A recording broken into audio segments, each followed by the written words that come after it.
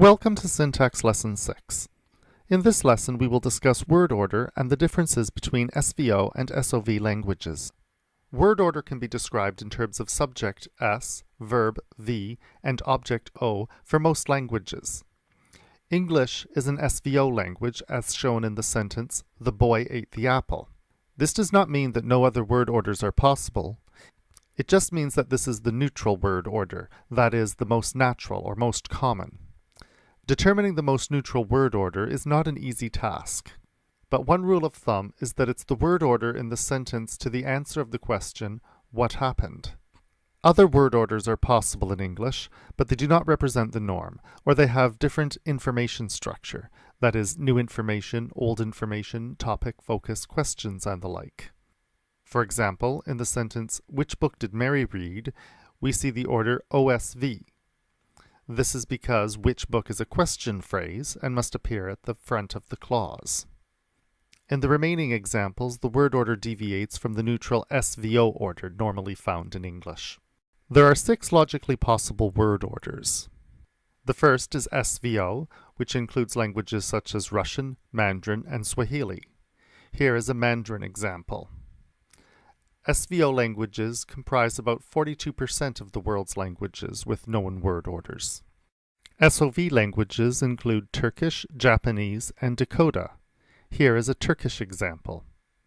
SOV languages comprise about 45% of the world's languages with known word orders. This makes SVO the most common word order type.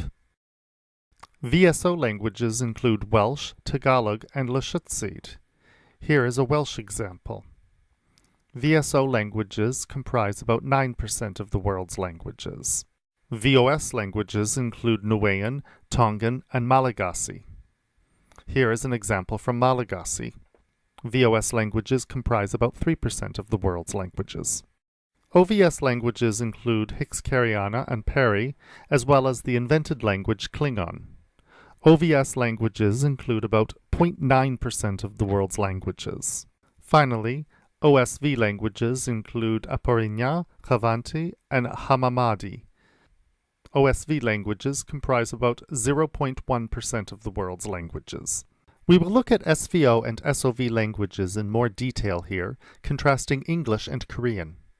It turns out there are many correlations between the SVO-SOV distinction and other word order properties. One difference is that SVO languages typically have prepositions, while SOV languages typically have postpositions. Here are the relevant examples from English and Korean. Observe that the preposition is to the left of its complement, and that the postposition is to the right of its complement. Another difference is that SVO languages typically form yes-no questions moving the auxiliary to the left of the subject, so-called subject-aux inversion, while SOV languages typically form yes-no questions with a sentence final question marker. Again, consider the following data. Observe the change in the word order between the subject and the auxiliary in English, and the change to the sentence final question marker in Korean. Finally, SVO languages tend to have pre-nominal relative clauses, while SOV languages tend to have post-nominal relative clauses. Consider the following examples where the relative clause is enclosed in brackets and the head noun is underlined. Observe that the relative clause is to the right of the noun it modifies in English, but to the left of the noun it modifies in Korean. We will not present a full account of these facts here, but will concentrate on a few word order properties. In English, the verb and the preposition appear to the left of their complements, while in Korean they appear to the right. We propose that there is a general property of phrases such that in English the head appears to the left of the complement, while in Korean it appears to the right. We use these facts to draw a tree for a Korean sentence.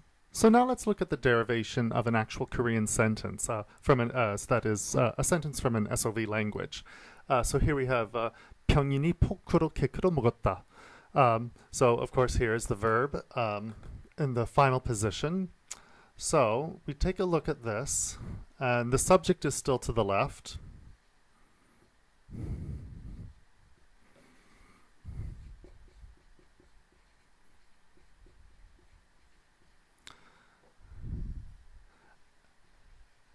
And of course, the difference between an SOV and an SVO language is that in an SOV language, the head, the V, is on the right like this, and the other elements are to the left of it. So the next one is pokuro. And again, with an SOV language, the head is to the right.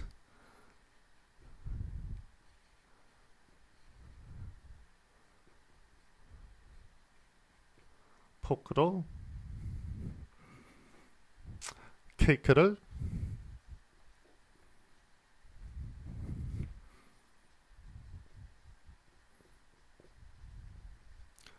Mogotta.